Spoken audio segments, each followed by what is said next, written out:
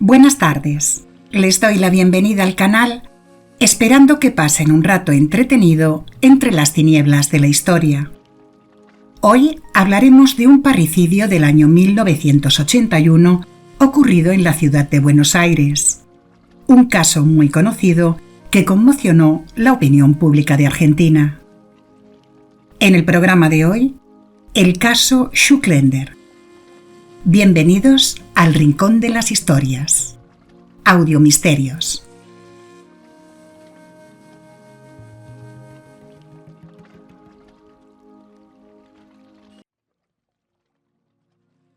Mauricio Schuklender, ingeniero industrial, perteneciente a una familia judía de clase media, y Cristina Silva Romano, que era católica, por lo que no le gustaba la madre de Mauricio, se conocieron siendo muy jóvenes en una cafetería céntrica, el 11 de enero de 1955. Y ese mismo año, el día 7 de julio, se casaron sin ceremonia religiosa, yéndose a vivir a la ciudad de Argentina Tandil, situada en el centro y cerca de las sierras del sistema de Tandilla. Allí Mauricio consiguió trabajo en una empresa metalúrgica y tuvieron 3 hijos: Sergio Mauricio, en mayo de 1958, Pablo Guillermo, en febrero de 1961, y Ana Valeria, en el año 1963. De vivir en una humilde pensión, sus vidas fueron mejorando, y Cristina hacía reuniones literarias en su casa. Ella solía beber mucho, tenía la casa desordenada y sucia, y dejaba a sus hijos solos en casa en muchas ocasiones. Era una mujer con personalidad histriónica, que, aunque a veces se comportaba de manera sumisa para retener la atención de los demás, otras utilizaba su apariencia física y actuaba de forma seductora o provocativa, para llamar igualmente la atención de los demás. Había estudiado danza y teatro, y le gustaba leer, por lo que les inculcaba a sus hijos leer los clásicos de la literatura universal. De Mauricio todos hablaban muy bien. Empezó a trabajar en otro grupo empresarial, por lo que se mudaron a Buenos Aires, a un barrio de clase media alta llamado Belgrano. El grupo Pittsburgh, donde trabajaba, era un grupo de empresas de una sociedad dominante en Argentina, propiedad de un importante magnate alemán, que en la dictadura realizó muchos de sus más grandes negocios y designó a Mauricio Schuklender presidente de una de las empresas principales del grupo, la Metal Sociedad Anónima. El 14 de mayo de 1981 falleció en un oscuro e impreciso accidente en el balcón de su casa el gerente de Pittsburgh, Julio de la Era. Al día siguiente se produjeron un robo, una tentativa de homicidio y un incendio. Sergio, el hijo mayor de Mauricio, le robó a su padre documentos y dinero, y denunció a la policía que alguien lo había encerrado en una cámara frigorífica para quitarle la vida en el sitio donde trabajaba junto a su padre. Después, Pablo, el segundo hijo de Mauricio, provocó un incendio. Se cree que entró a la habitación de matrimonio de sus padres, la roció con gasolina y le prendió fuego. Aunque el matrimonio salió sin daños, se resolvió que el incendio, que quemó completamente la habitación y el pasillo, lo había causado un cigarro. Pablo y su madre habían tenido una disputa en la que ella le golpeó y él se fue a un hotel a vivir. Mauricio no lo dejó volver porque creía que era un perturbado y temía que contara lo que había ocurrido y el seguro no cubriera los daños. El 29 de mayo, el matrimonio con sus hijos, Sergio y su hermana, fueron a cenar a un restaurante del Paseo de la Costa para celebrar el cumpleaños de su hijo mayor. Pero según el expediente policial, se tienen muchas suposiciones. En primer término, se advierte la ausencia de Pablo, ausencia que también se notó de su propia casa, sugestivamente desde el día en que se incendiara el dormitorio de sus padres mientras dormían. Aparece entonces como razonable la posibilidad de que no fuera aquel ajeno a ese supuesto accidente, así como que desde esa ocasión tenía prohibido el ingreso. Esta hipótesis se fortalece recordando que a poco de los luctuosos hechos, cuando las domésticas sorprendidas al verlo le preguntaron si no temía que su madre lo viera, les respondió que la noche anterior habían hecho las paces. Sin esfuerzo se infiere entonces que no había ido a cenar porque con él estaban sus padres disgustados. Esa noche de mayo de 1981, mientras la familia cenaba en la Costanera, Pablo, de 20 años, fue al piso y al oír que volvían se escondió en la habitación de su hermano, y a las 3 de la madrugada despertó a su hermano Sergio y fueron a la sala de estar para hablar. La madre, al oírlos, se levantó. Pablo se escondió y al estar la mujer de espaldas, le golpeó la cabeza con una barra de acero de las de hacer pesas y se la fracturó. Le asestó un golpe en el lado derecho de la cabeza, del que cayó de bruces, y después le pegó 2 golpes más, en la parte trasera del cuello, cerca de la nuca, y luego, con una camisa suya de color azul que estaba para lavar, le apretó el cuello. Con una sábana la envolvieron y le pusieron una bolsa de plástico en la cabeza, y limpiaron la sangre del suelo con trapos. Más tarde fueron a la habitación donde el padre dormía, en el lado derecho de la cama. Pablo llevaba una cuerda y Sergio la barra de acero, y lo empezó a golpear fuertemente, destrozándole casi todos los huesos del cráneo. Después le pasó la cuerda por el cuello. Con la barra hizo un torniquete y la fue retorciendo. Finalmente lo envolvieron en la sábana bajera junto con la almohada y le pusieron una bolsa de plástico en la cabeza. Eran las 5 de la mañana cuando Pablo bajó al garaje donde la familia tenía 2 coches de la marca Dodge. Uno de ellos era un Coronado muy alto y de color ladrillo. Le mandó el ascensor a su hermano y Sergio bajó con el cuerpo de su madre y lo metió en el maletero del coche. Entre los dos bajaron el del padre y también lo metieron ahí. Después subieron al piso, limpiaron bien las manchas de sangre del salón y de la habitación y cogieron la ropa que estaba manchada y ropa de sus padres como si hubieran salido de viaje. Lo metieron todo en una bolsa grande marrón y bajaron hacia abajo. Pablo paró en la planta baja para esperar a su hermano en la entrada del edificio, mientras que Sergio siguió hasta el garaje. Al llegar se encontró con el encargado que iba a lavar el coche por orden del padre del chico. Sergio le dijo que no podía ser porque él iba a salir en ese momento, así que con la bolsa se metió en el coche y se fue. Recogió a Pablo en la entrada y se fueron hacia la zona de Buenos Aires, Barrio Norte. Se cruzaron con algunos policías que los asustó, pero siguieron adelante. Y en el barrio de Las Heras y Pueyrredón, Pablo se bajó del coche y Sergio siguió conduciendo hasta enfrente del Parque de Las Heras, en la avenida Coronel Díaz, en el barrio de Recoleta, un barrio residencial del centro de Buenos Aires. Allí dejó el coche, pensando en volver después para librarse de los cuerpos y del auto. En la mañana del domingo 31, unos niños que jugaban en el parque se dieron cuenta que del coche salía un hilo de sangre por el maletero, y asustados se lo dijeron a sus padres, que llamaron a la policía.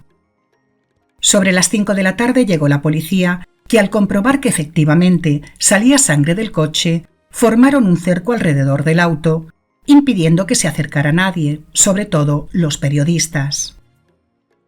Llegaron también al sitio 2 camiones de bomberos, 5 patrulleros y 3 grúas.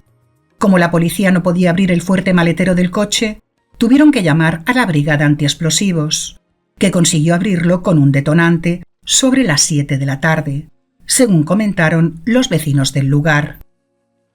Y allí encontraron los cadáveres de un hombre y una mujer de unos 45 años, fallecidos los dos por estrangulamiento. La pareja vestía con pijamas y estaban envueltos en una sábana blanca. Sus cabezas estaban envueltas por toallas y bolsas de basura. Tenían golpes dados por una barra de metal.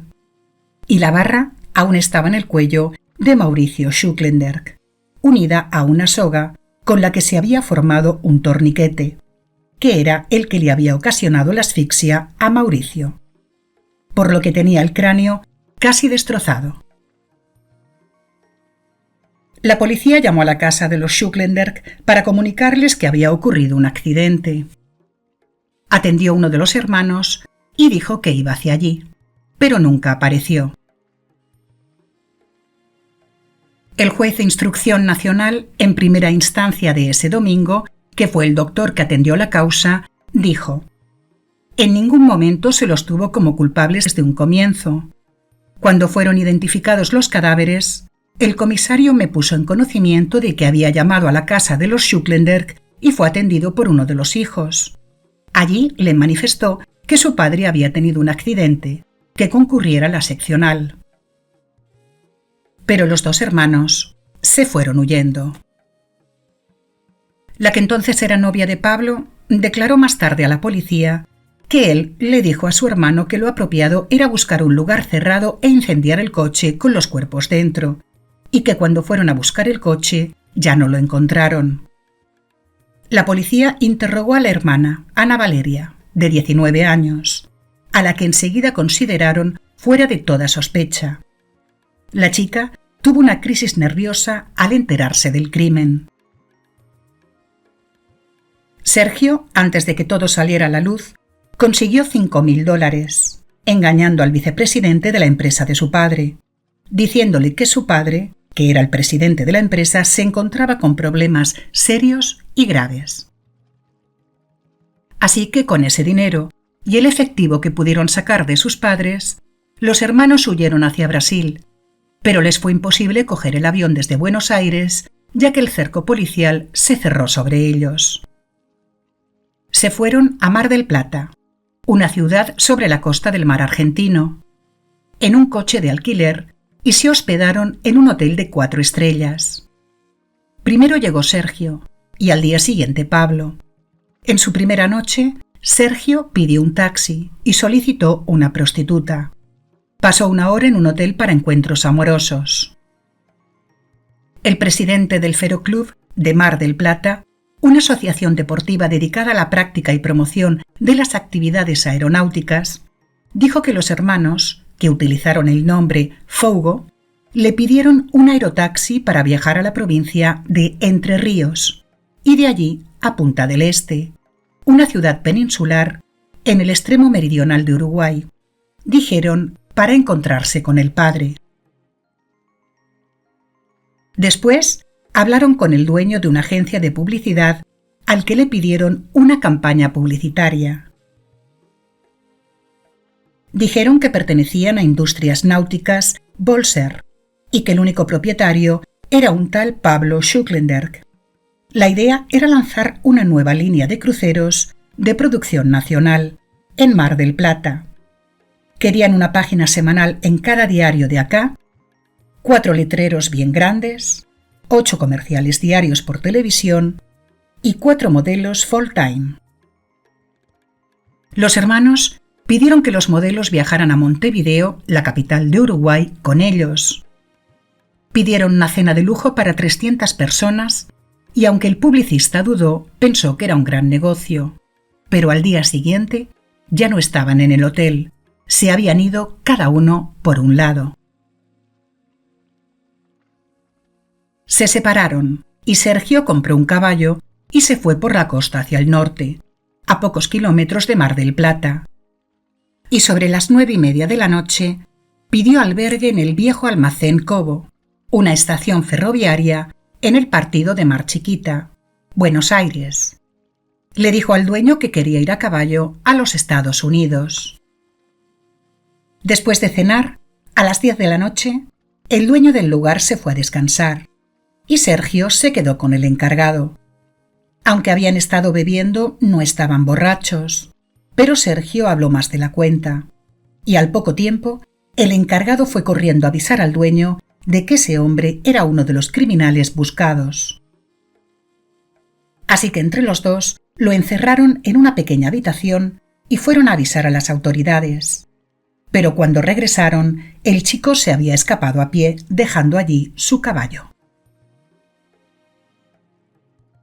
La policía lo encontró poco después cerca de allí, haciendo autostop, ya que pasó la noche cerca de un puente, al lado del arroyo Viboratá, y no tenía fuerzas para caminar, por lo que se puso a hacer dedo, y el único coche que se paró fue un patrullero. Uno de los policías que lo detuvo dijo: «Es como una criatura atormentada. Podría ser mi hijo».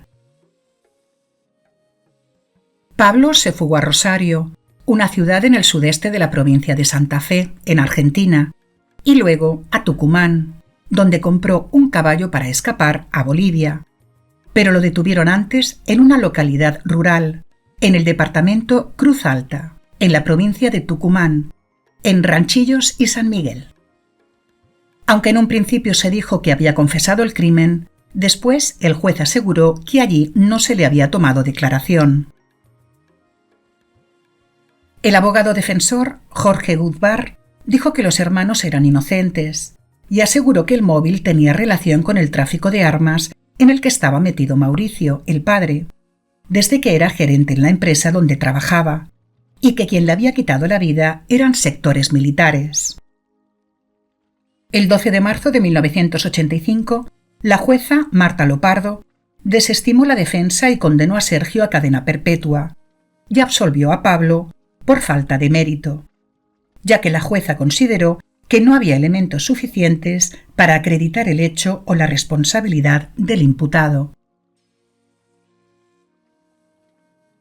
El 7 de abril de 1986, un año después, la Cámara Nacional de Apelaciones en lo criminal y correccional confirmó la sentencia de Sergio y revocó la absolución de Pablo, condenándolo también a prisión perpetua, como coautor penalmente responsable de homicidio calificado por el vínculo y alevosía, reiterado 2 veces.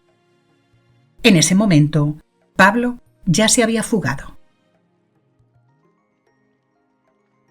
8 años después, el 14 de mayo de 1994, detuvieron en Bolivia al argentino Jorge Velázquez por cheques fraudulentos, y cuando enviaron las huellas digitales a la Interpol, averiguaron que en realidad se trataba de Pablo Schuklender, por lo que lo entregaron a una comisión de policía argentina, que lo llevó de nuevo a Buenos Aires. Sergio nunca habló de los hechos relacionados con sus padres, en declaraciones públicas. Dijo que lo haría cuando su hermano saliera en libertad, ya que temía que por sus palabras pudiera sufrir represalias en la cárcel. Después de 14 años en prisión, Sergio consiguió el 28 de noviembre de 1995 la libertad condicional y Pablo comenzó en mayo de 2001 a tener salidas laborales.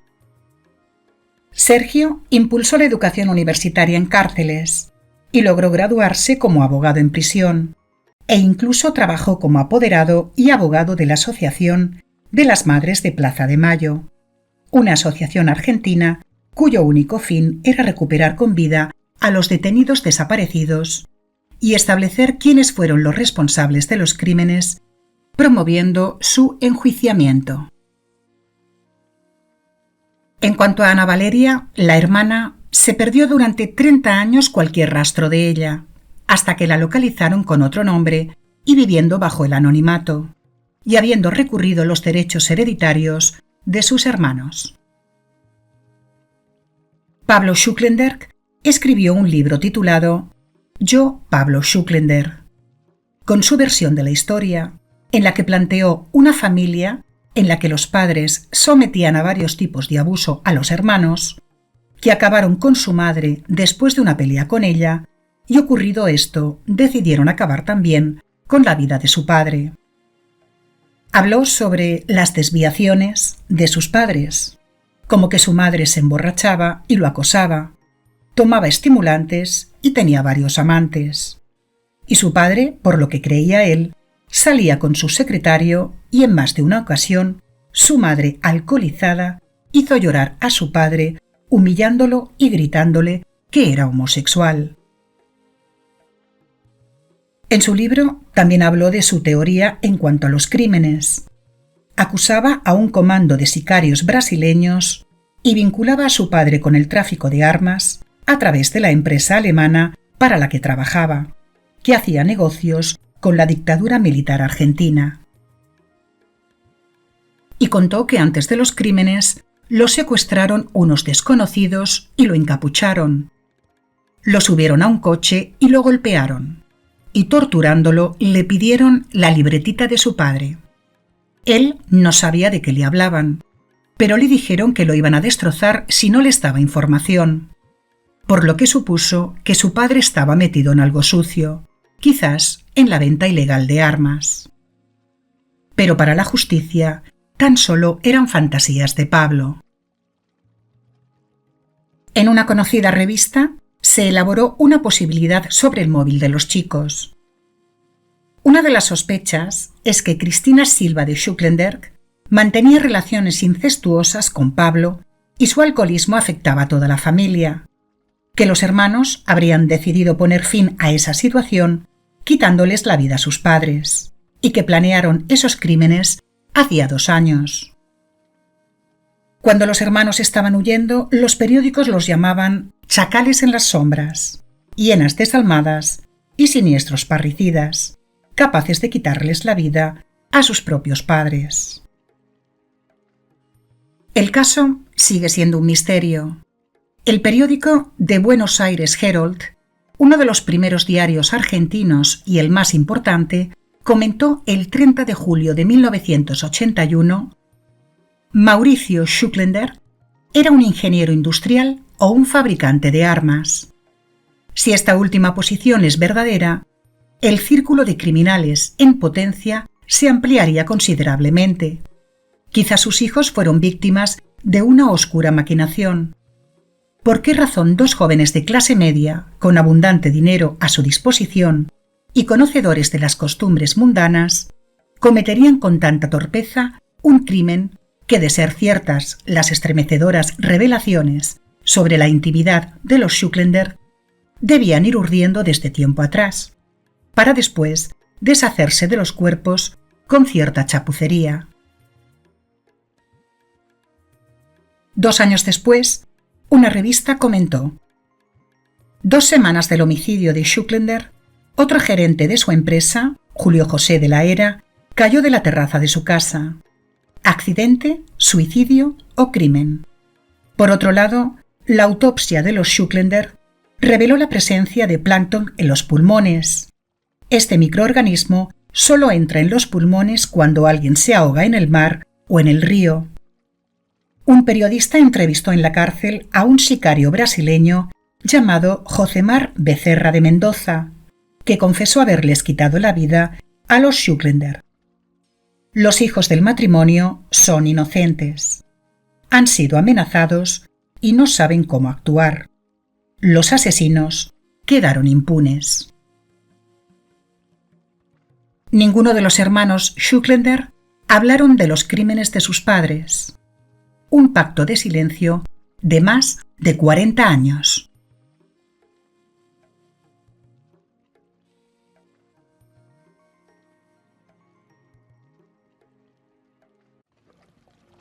Si les ha gustado, por favor accionen la campanita de notificaciones para saber qué ha sido de su agrado y poder seguir ofreciéndoles contenido. Compartir y darle a like para ayudarme con el canal. Hasta la semana que viene con nuevos relatos de Audiomisterios.